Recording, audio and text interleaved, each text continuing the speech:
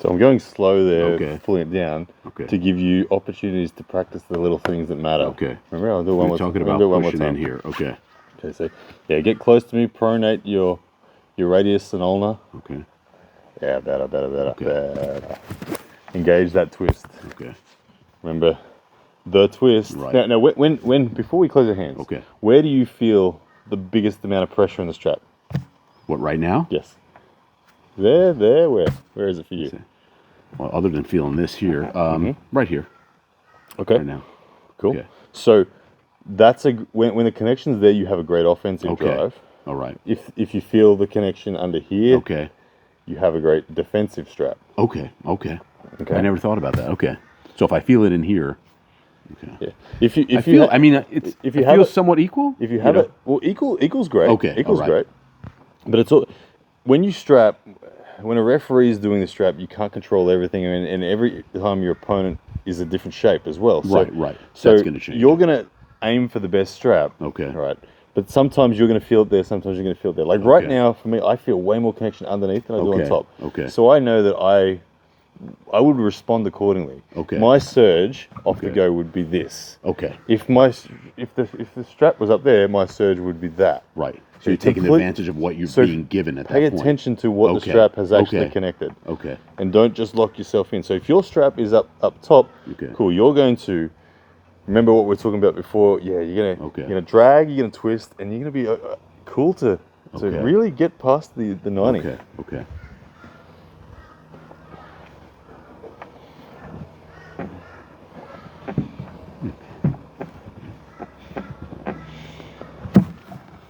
Beautiful.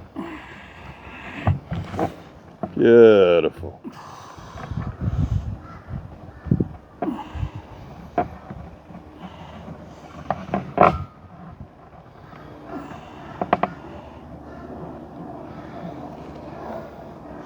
Okay, now, can you feel how I'm starting to rotate and twist through my thumb? Yeah.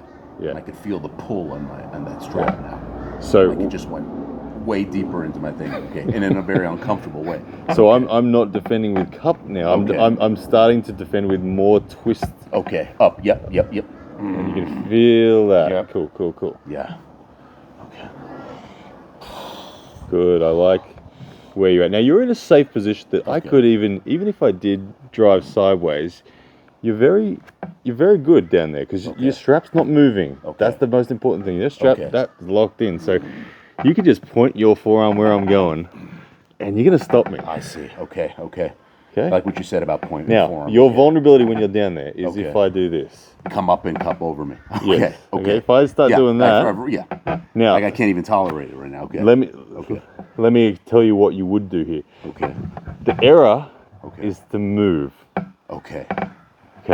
So the error is to go with it and move because you're doing that. Okay. If you move, you will lose all of this twist. And I'll get sucked right on. It's gone. The twist is gone. Okay. And that happens, and then you got turned to there. So let's reestablish the connection just lightly, so you don't bleed out.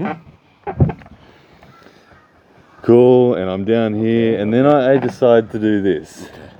Just stay with that bottom hand connection, no matter what. And even if your pronate has been eaten up,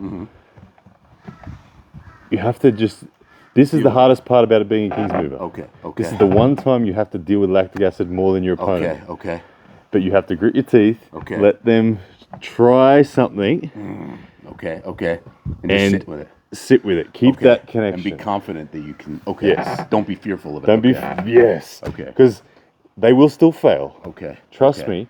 And then when you're thinking you're going to get taken over. Yes. Because most King's movers do stand up then. Right. And try to fill the gap. Okay. But if you actually dig deep then, that's the one time that you have to say, do not.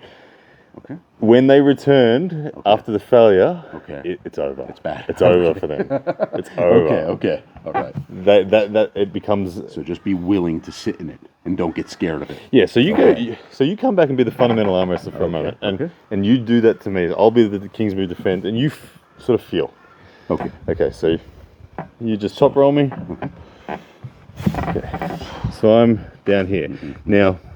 If you come forward and over my pronator. All right.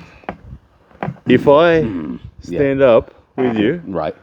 Good. Yep. if I stand up with you, then I get the cup over. Then I can't. I can no longer get the twist. Right. Okay. Twist is gone. Okay. As soon as I stand up, my ability to get that twist is gone. Okay. But let's get the twist again. Okay. So you get sideways. Okay. Twist engaged. Stand up and come over me. Okay. This time I'm just gonna ignore it. I'm just gonna ignore it. And hitting a wall. And it's harder for me. But then as soon as you go back to dragging again, it's the twist now is. I have not lost anything. And all your pressure. And you're exposed. Okay.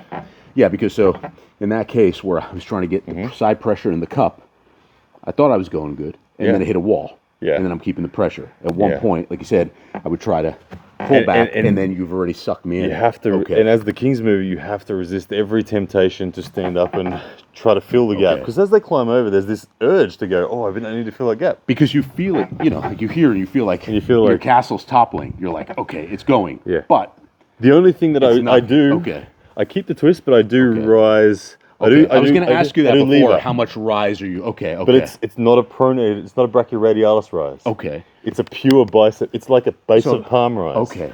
So you're keeping the ass. So it's this. Yes. Yes. It's literally that. Okay. Because when we talk about rise, we always tend to think. Yes. So yeah. A hammering rise. So this time you be the King's mover. Okay. I'll be the King's mover. Yep. Okay. All right. So down there now. Now as I start to climb over. Yes. Rise like that. Rise like that. And that's a deterrent to them trying it. Curl rise. Okay. Yeah. And then that will force them back to here, and you're still connected. Yeah, you're still connected. That's beautiful. That's a huge gem right there. Okay. That's huge. Yeah. Because the second you said it, then all of a sudden when I felt you coming, you said the rise was up. As opposed to... Without you mentioning that, if I had just read, somebody said rise, my brain would be thinking this, which would then put me this way. Okay. Yeah. All right. That's great. Okay. Good. Yeah, when I come forward, nice. That sends me back into Top Roll Town, and look at your connection. It's mega. Love it.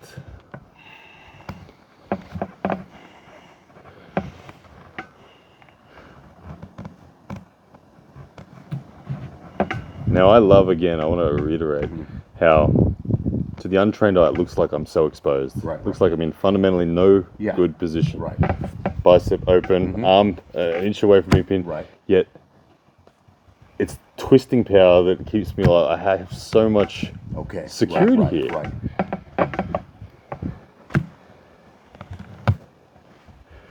Right, now I'm going to twist through you, okay? Okay. Huh?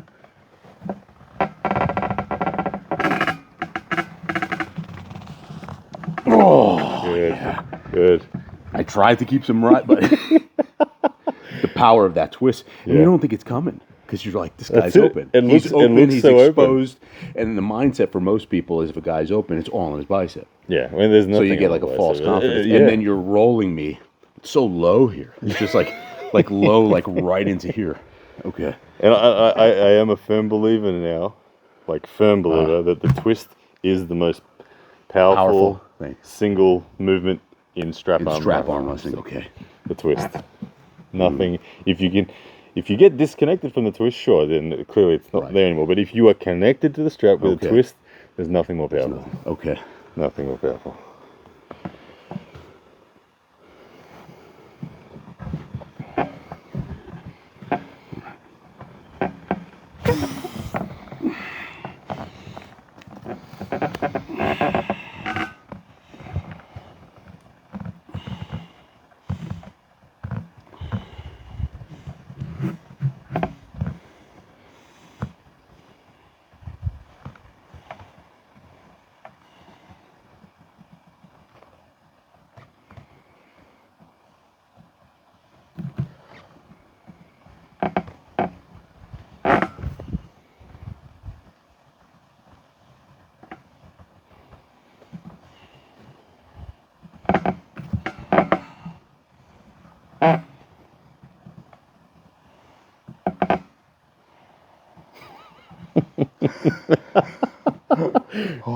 Very fascinating.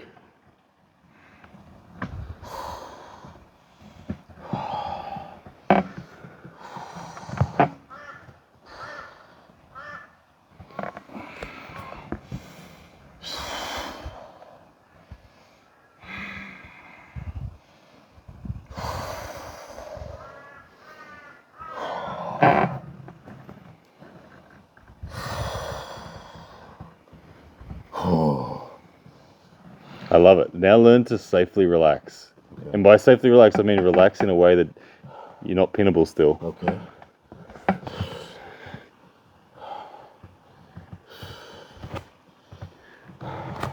How do you rebuild from here? Because I can't actually pin you forcibly. Like this could be a position where we get balanced. What's the rebuild? It's start to think about thumb climbing, wiggling, good.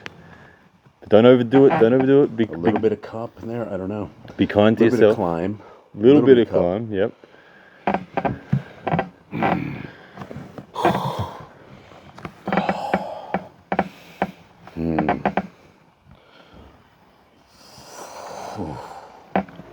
Good. Good.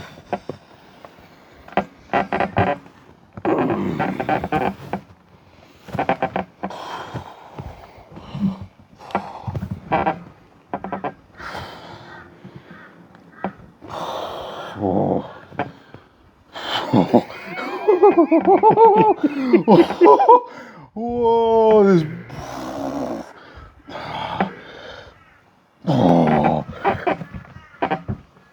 Oh, that destroyed me. Yeah. Wow. That was lactic acid there, right? Yeah, I've never even been put in that level of situation where you're just like, it's you can't withstand it. Yeah. And this is coming from a guy with a lot of endurance. That's the best I've heard you say that. There's nowhere I can go with this. I love it. I love it. Wow. But that I think like the only reason I'm able to overwhelm you, because I don't think I have the endurance that you have in a muscular sense. Like, is just because twisting is something I've been doing for you've been doing longer, right? And maybe positionally I'm a little bit more efficient, right? But I do think that the twisting is my best genetic gift as well. Yeah. So I'm able to outlast you on that. Using the word twist, I think it's so ingrained in my head now that it's because that's all I keep thinking about, as opposed to like, pronation or whatever, but like the twist through here. It's because you become very well aware, and I think that's also adding to a level of exhaustion for me, because with even with the endurance, you're just like you're really focusing in there, and becoming aware, and then as I'm there, trying to say, am I connected? And then I'll put some conscious effort into there, and especially what you're talking about with through here. So I find like this is blown up in a way I've never felt before. I've never, like in any other case, maybe you just hear. Because as your thumb blows up in the twist, because that is often the thing that will blow up. Because I could feel it. My hand's blowing up in ways that I haven't had before. And this is why it's great not to be fully open arm, but that I consider like still keeping maybe some angle in there. Like 120 degrees is like the sweet spot. Okay. The reason that would be the sweet spot is because if your opponent is good enough to get you to a point where your thumb's going, the same defense that stops them from doing this. A pivoting where you change the pressure to this side of your hand rather than your thumb. You can rest your lactic acid by just literally pushing.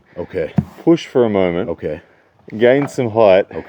And then, but never lose contact with the ability to reset back into that. All right. If you change your hand position and end up in fundamental, you've lost your twist. Done. So once you've established the twist connection, you must keep that. Must keep it.